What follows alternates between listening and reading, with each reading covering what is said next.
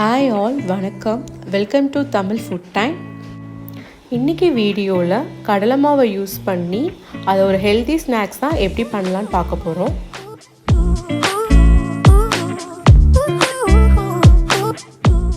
இப்போ ஃபர்ஸ்ட் ஒரு ஒயிட் பவுல் எடுத்துட்டு அதுல வந்து ஒரு 1.5 கப் கடலை மாவு வந்து ஆட் பண்ணிக்கிறேன். நம்ம எடுத்துக்கிட்ட கடலை மாவை நல்லா சலிச்சு எடுத்துக்கலாம், இல்லைனா ஒரு விஸ்க் வச்சு இந்த மாதிரி மிக்ஸ் பண்ணிக்கோங்க. இப்போ இதில் 1 டீஸ்பூன் உப்பு எடுத்திருக்கேன், 2 டீஸ்பூன் சர்க்கரையும் நம்ம எடுத்துக்கலாம். பேக்கிங் பவுடர் ஒரு 1/4 டீஸ்பூன், அப்புறம் பேக்கிங் சோடா ஒரு 1/4 டீஸ்பூன் ஆட் பண்ணிக்கலாம். நம்ம பேக்கிங் சோடா பேக்கிங் பவுடரை ஸ்கிப் பண்ணிவிட்டு ஈனோ ஃப்ரூட் சால்ட்டும் ஆட் பண்ணிக்கலாம். அதுக்கப்புறம் இப்போ வந்து தண்ணி வந்து கொஞ்சம் கொஞ்சமாக நம்ம ஆட் பண்ணி மிக்ஸ் பண்ணிக்கலாம். நல்லா சில்கி கன்சிஸ்டன்சி வர வரைக்கும் நல்லா கொஞ்சம் பீட் பண்ணி எடுத்துக்கலாம். தண்ணி வந்து கொஞ்சம் கொஞ்சமாக தான் ஆட் பண்ணணும், நிறையா ஆட் பண்ணிடக்கூடாது. ஸோ பார்த்திங்கன்னா அந்த பேசன் பேட்டர் வந்து இந்த கன்சிஸ்டன்சி வர வரைக்கும் நல்லா நம்ம மிக்ஸ் பண்ணி எடுத்துகிட்டு, அப்புறம் நம்ம கேக் பேன் இல்லைன்னா நம்ம வீட்டில் இருக்கிற நல்லா ஃப்ளாட்டாக இருக்கிற ஒரு கிண்ணத்தை எடுத்துகிட்டு அதில் வந்து அதை சுற்றி வந்து ஆயில் வந்து நம்ம ப்ரஷ் பண்ணிக்கலாம், அந்த மாவு ஒட்டாமல் இருக்கிறதுக்காக. எண்ணெய் தடவி வச்ச கிண்ணத்தில் இப்போ இந்த நம்ம மிக்ஸ் பண்ண கடலை மாவை ஆட் பண்ணிக்கலாம். இப்போ இந்த கிண்ணத்தை டேப் பண்ணாமல் இதை ஸ்டீம் பண்ணி எடுத்துக்கலாம்.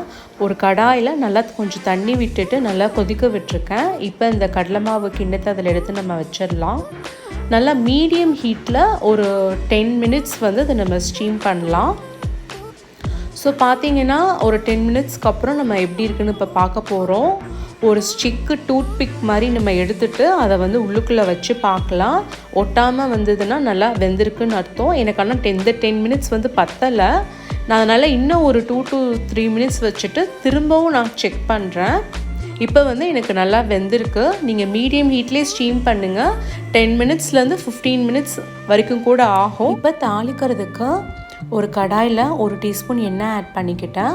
அதுக்கப்புறம் நீங்கள் 1 டீஸ்பூன் கடுகு ஆட் பண்ணிவிட்டு அது நல்லா வெடித்ததுக்கப்புறம் ஒரு கொத்து கருவேப்பிலையும் ஆட் பண்ணிக்கலாம்.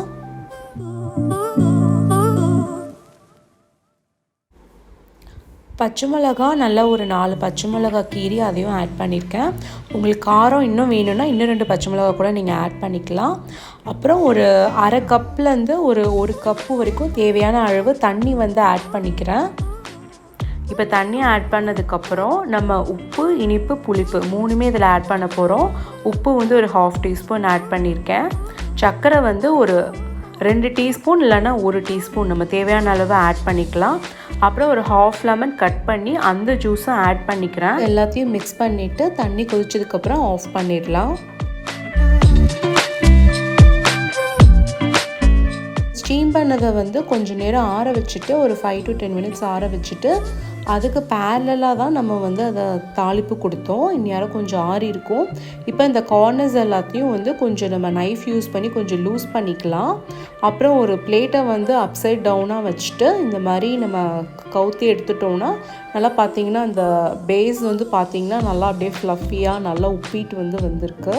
நல்லா சாஃப்ட் அண்ட் ஸ்பாஞ்சியாகவும் இருக்குது. இப்போ ஒரு நைஃப்பில் வந்து நல்லா ஆயில் அப்ளை பண்ணிவிட்டு நல்லா சின்ன சின்ன பீசஸாக கொஞ்சம் ஸ்கொயர் பீசஸாகவோ இல்லை டைமண்ட் பீசஸாகவோ உங்களுக்கு எப்படி வேணுமோ அந்த மாதிரி நம்ம பீஸ் போட்டுக்கலாம்.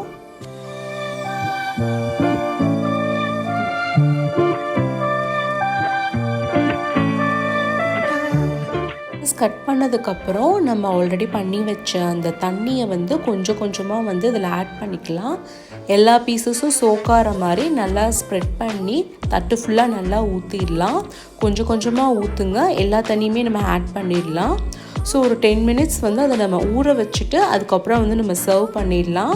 அது நல்லா ஊறினாதான் அந்த தண்ணியில் இருக்கிற உப்பு, புளிப்பு, காரம் எல்லாமே வந்து இந்த பேசன் பீசஸில் வந்து அப்சர்வ் ஆகி சாப்பிட்றப்ப நல்லா ஸ்பாஞ்சியாக நல்லா சூப்பராக இருக்கும்.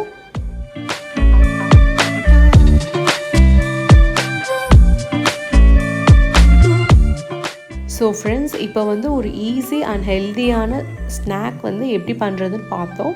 உங்களுக்கு இந்த வீடியோ பிடிச்சிருந்ததுன்னா லைக் பண்ணுங்கள், ஷேர் பண்ணுங்கள். அண்ட் நீங்கள் இந்த வீடியோவை ஃபஸ்ட் டைம் பார்க்குறதா இருந்தால் நம்ம தமிழ் ஃபுட் டைம் சேனலுக்கு மறக்காமல் சப்ஸ்கிரைப் பண்ணுங்கள்.